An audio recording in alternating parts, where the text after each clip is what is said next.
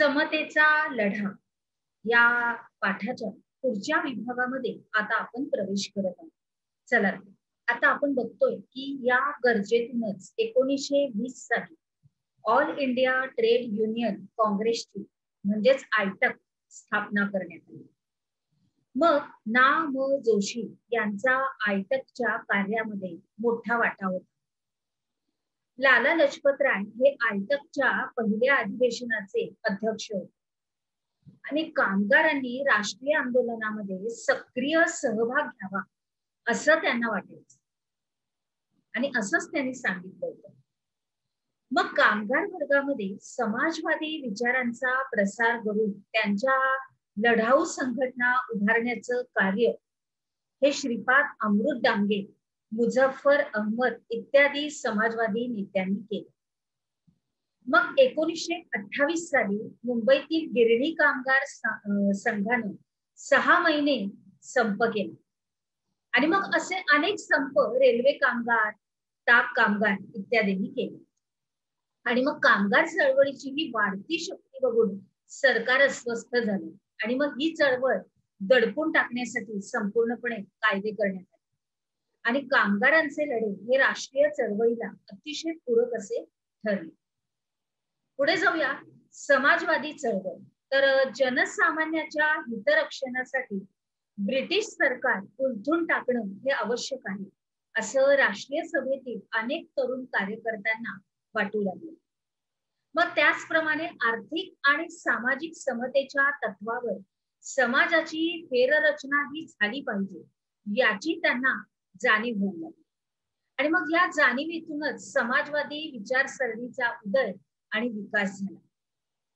आणि राष्ट्रीय सभेतील समाजवादी तरुणांनी नाशिकच्या तुरुंगामध्ये असताना राष्ट्रीय सभेच्या या अंतर्गत समाजवादी पक्ष हा स्थापनेचा निर्णय घेतला आणि मग या निर्णयानुसार 1934 साली काँग्रेस समाजवादी पक्षाची स्थापना करण्यात आली आणि मग त्यामध्ये आचार्य नरेंद्र देव, जयप्रकाश नारायण, मीनू मसानी, डॉक्टर राम मनोहर लोहिया इत्यादी नेते होते. आणि 1942च्या छोडो भारत आंदोलनामध्ये समाजवादी तरुण हे अतिशय अग्रभागी होते. मग कार्ल मार्क्स आणि त्यांचा साम्यवाद यांचा परिचय हा भारतीयांना होऊ लागला. लोकमान्य टिळकांनी तर 1881 मध्येच मार्क्स विषयी लेख लिहिला होता. पुढे जाऊया. पहिल्या महायुद्धानंतर भारतामध्ये साम्यवादाचा प्रभाव हा जाणवू लागला. मानवेंद्रनाथ रॉय यांचा आंतरराष्ट्रीय साम्यवादी चळवळीत सक्रिय सहभाग होता. 1925 साली भारतामध्ये साम्यवादी पक्षाची स्थापना झाली आणि कामगारांच्या आणि शेतकऱ्यांच्या लढाऊ संघटना उभारण्याचं कार्य हे साम्यवादी तरुणांनी केलं. सरकारला साम्यवादी चळवळीचा धोका वाटू लागला म्हणून मग सरकारनं ही चळवळ चिरडण्याचं ठरवलं. मग श्रीपाद अमृत डांगे, मुझफ्फर अहमद, केशव निळकंठ जोगळेकर इत्यादींना पकडण्यात आलं आणि मग ब्रिटिश राज्य उलथून टाकण्याचा कट केल्याचा आरोप त्यांच्यावर ठेवण्यात आला आणि मग त्यांना वेगवेगळ्या शिक्षा करण्यात आल्या आणि हा खटला मिरत येथे चालवण्यात आला म्हणून त्याला मिरत कट खटला असं म्हटलं जातं. काय म्हटलं जातं? मिरत कट खटला. आता मिरत खटल्यानंतर सुद्धा कामगार चळवळीवर साम्यवादाचा प्रभाव हा कायम राहिला.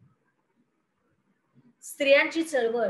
भारतातील समाज व्यवस्थेमध्ये स्त्रियांना दुय्यम स्थान होतं.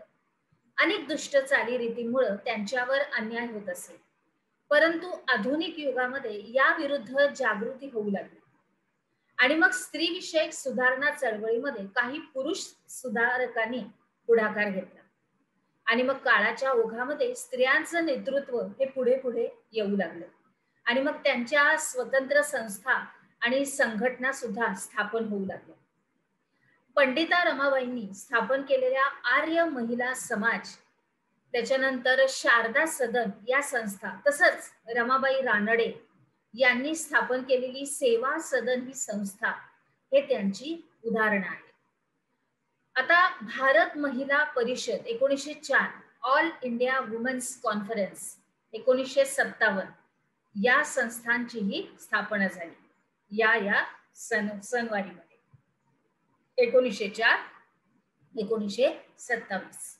आता त्यामुळं हे संस्थात्मक कार्य राष्ट्रीय पातळीपर्यंत जाऊन पोहोचलं आणि मग वारसा हक्क, मतदानाचा हक्क इत्यादी प्रश्नांसोबत या संघटनेच्या माध्यमातून सगळ्या स्त्रिया या संघर्ष करू लागल्या. आपण काय शिकलो या अंतर्गत आता आपण बघूया की मीरत कट खटला आणि स्त्रियांची चळवळ ह्याच्यावरती तुम्हाला टिपा लिहायच्या. अर्थात आपल्या वहीमध्ये याची तरतूद आणि व्यवस्थित नोंद तुम्ही नमूद करून ठेवायची. चला तर मग आता आपण आपल्या पुढच्या विभागामध्ये प्रवेश करू.